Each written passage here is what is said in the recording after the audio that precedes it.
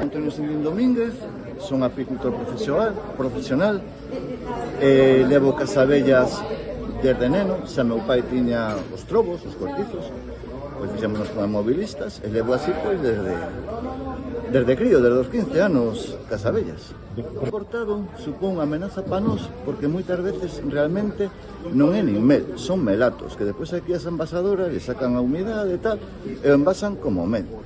Claro, nós con iso non podemos competir.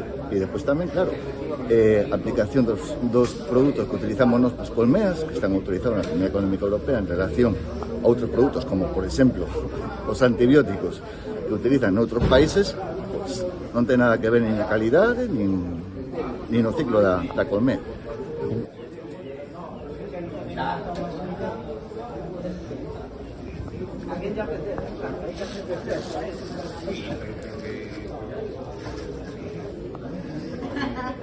Ay, perdón, que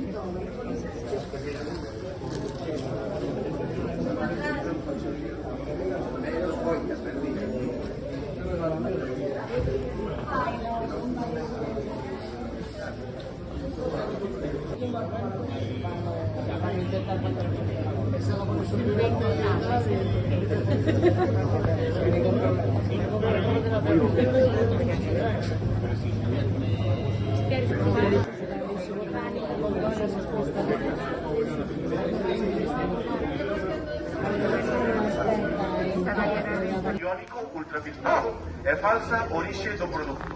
Ademais, alrededor do 80% dos comercializados ao por menor na Unión Europea son mesturas e a maior parte do mel importado na Unión Europea utilízase en mesturas e comercialízase ao menor.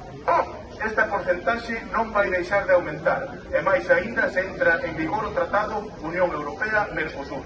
Tratado que recolle a exportación dende os países do Mercosur de ata 45.000 toneladas métricas de mel ao ano, libres de aranceis. Isto é o que se vai esconder detrás dun mel moi barato vendida nunha gran superficie.